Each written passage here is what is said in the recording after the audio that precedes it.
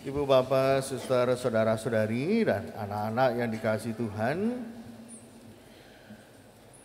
kalau membaca bacaan-bacaan hari ini, justru dimulai dari bacaan Injil. Bagaimana Yesus menampakkan diri kepada para muridnya. Para murid sedang dalam keadaan ketakutan, maka mereka masuk dalam sebuah rumah, dan rumah itu dikunci pintunya. Demikian pula jendelanya. Jadi dikunci rapat-rapat supaya tidak ada orang yang tahu. Nah, disinilah justru Allah bekerja untuk meneguhkan iman para murid bahwa Yesus telah bangkit.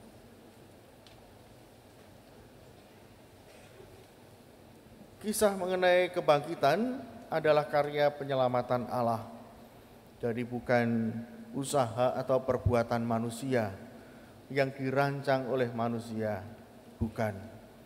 Tapi kebangkitan adalah pekerjaan Allah. Maka kalau kita memang melihat, membaca, ataupun juga menyelami peristiwa kebangkitan agak susah, hal itu bisa dimaklumi karena karya Allah adalah karya yang luar biasa. Seperti pada hari ini, Yesus masuk ke dalam rumah yang semuanya terkunci rapat. Bayangkan, kalau manusia mungkin tidak bisa, ya. Semua sudah terkunci. Bagaimana mungkin orang bisa masuk? Tetapi justru Tuhan Yesus menampakkan diri kepada para murid yang ketakutan itu dan menunjukkan bahwa Dia adalah Yesus yang sama yang dulu disalibkan dan wafat di kayu salib. Ditunjukkan luka-lukanya, baik luka di tangan, ya, luka paku, maupun luka di lambung, yaitu tusukan tombak. Ibu, bapak, saudara-saudari yang dikasihi Tuhan, tentu hal ini perlu disampaikan kepada para muridnya, bahwa Dia adalah Yesus yang sama. Dan Yesus tidak pernah meninggalkan para muridnya. Meskipun mereka ragu-ragu, meskipun mereka ketakutan, tapi Dia tetap menyertai. Dia tidak mati. Dia sudah bangkit. Maka apa yang terjadi dahulu ditunjukkan. Dan begitu melihat hal itu, iman para murid mulai tumbuh kembali. Mereka percaya.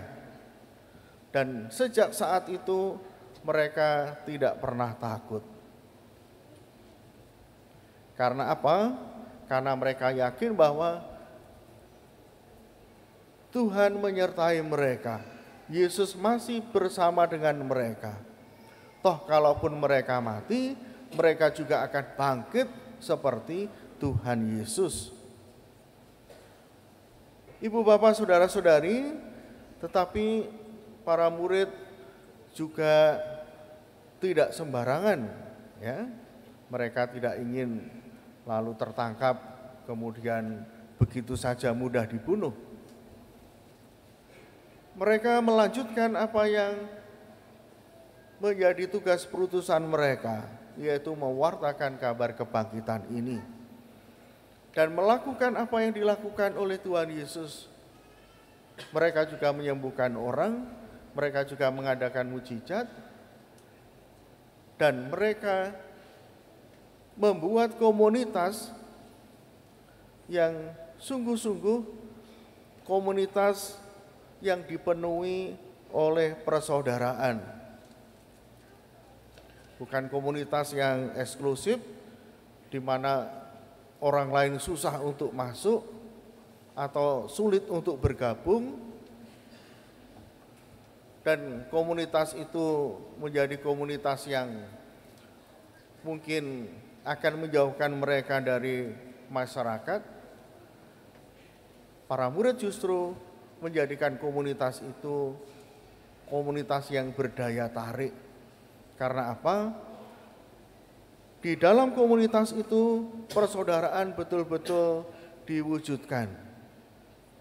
Selain mereka berdoa bersama, berkumpul, mereka juga saling memperhatikan satu sama lain. Mereka berbagi, mereka peduli. Ketika ada yang membutuhkan, mereka langsung bergerak. Apa yang bisa dilakukan? Bahkan munculnya diakon itu juga dari komunitas ini. Ditunjuk orang-orang dan juga tugasnya, jabatannya sebagai apa? Untuk memperhatikan kelompok-kelompok orang atau kategori orang yang membutuhkan. Nah, ibu bapak saudara-saudari, hidup yang rukun, yang damai, saling memperhatikan satu sama lain, itu akhirnya menjadi model, ya, model persekutuan jemaat Kristiani, menjadi model persekutuan kita. Maka kalau kita ingin melihat apakah komunitas kita itu sudah baik, ya contohnya ini, komunitas jemaat perdana. Pertama adalah anggotanya suka berkumpul, ya. Anggotanya mudah untuk berkumpul bersama. Nah, berkumpul untuk apa? Yang pertama-tama adalah untuk berdoa, ya. Mereka berdoa. Maka pelan-pelan dalam jemaat perdana itu mulai ada doa-doa yang disusun. Awalnya ya mungkin lebih banyak ngobrol, lebih banyak berbincang-bincang, sharing. Lalu lama-lama mereka sadar bahwa perjumpaan mereka adalah perjumpaan dengan Tuhan, itu yang pertama. Maka disusun liturginya dan berkembang pada akhirnya sampai seperti sekarang ini. Nah, setelah mereka berdoa, kemudian mereka juga bersharing, ya. Bersharing, kemudian juga saling mengungkapkan mungkin kebutuhan atau situasi, keadaan komunitas itu, dan lalu melakukan aksi, melakukan tindakan. Apa yang bisa dilakukan supaya jemaat ini semakin guyup? Anggotanya juga semua diperhatikan. Tidak ada yang merasa ketakutan, sendirian, ataupun kekurangan. Maka ibu bapak saudara-saudari, kita adalah pewaris dari tradisi jemaat perdana. Maka komunitas perdana itu menjadi acuan kita.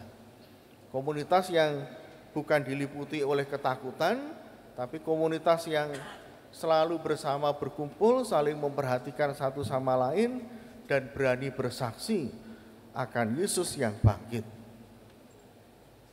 Maka Bapak Ibu Saudara-saudari, kita diingatkan, ya, ciri dari kita sebagai anggota gereja adalah mau untuk berkumpul bersama, mau untuk datang, ya, dalam pertemuan-pertemuan, khususnya di lingkungan.